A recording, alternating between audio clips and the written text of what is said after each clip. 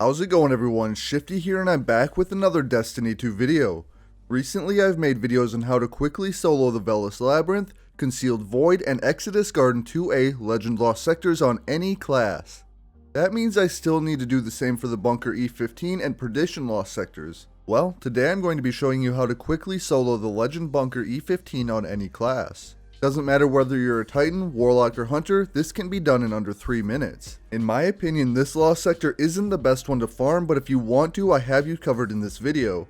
For most of my speedrunning videos, I don't use Warmind Cell builds or anything like that, but unfortunately for the Warlock and Hunter runs, I had to use Warmind Cells to achieve decent times. Although for the Warlock, I think I could have used the same build I did on my Titan. Before I get into it, if you end up enjoying the video or finding it useful, make sure to like and subscribe. I'd love to have you join my channel. Also, just for the fun of it, let's try to hit 50 likes on this video. Alright, let's go over the non-Warmind Cell setup I used on my Titan. First, for my weapons, I'm using the Nightwatch Scout Rifle for the Overload champions. Then I have the Risk Runner, which is for the Barrier champions, but also because the chaining electricity is extremely useful. While the Vex don't do arc damage, you can step in the Radiolarian pools that the Goblins drop on death to activate the exotic perk. Lastly, for my heavy, I'm using the Falling Guillotine Void Sword.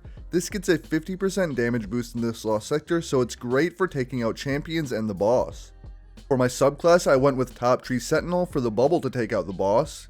Don't forget to slot the appropriate mods for Barrier and Overload champions. Then I chose Dune Marchers to deal a bit of additional damage to enemies in the area when I use my melee. Moving on to the Warlock, for weapons here I'm using the Wither Horde, then the 7th Seraph VY7 SMG for Barrier champions and to create Warmind Cells, and again I'm using the Falling Guillotine for champions and the boss. The Warmind Cell build that I'm using consists of these mods: Wrath of Rasputin, Global Reach, Rage of the Warmind, and Fireteam Medic. For my subclass, I'm using the Well of Radiance Warlock. This will work similar to the Titan bubble and allow me to sword the boss. Pick whatever exotic that you want. I went with Ophidian Aspect for faster reloads and weapon handling. Last but not least is my Hunter setup. For weapons, I'm using the Wither Horde and the 7th Seraph SMG again, but for my heavy I swapped Falling Guillotine for the Bad Omens rocket launcher. I did this because it still does decent damage with a 50% damage boost, and because you can't really sword the boss on a Hunter. I used the exact same Warmind Cell mods that I did on my Warlock, but I did add Burning Cells, although it doesn't make a huge difference. For my subclass, I went with Bottom Tree Gunslinger and I paired that with a Celestial Nighthawk. This will help take a large chunk of health from the boss and make it easier to kill with Wither Horde and Bad Omens.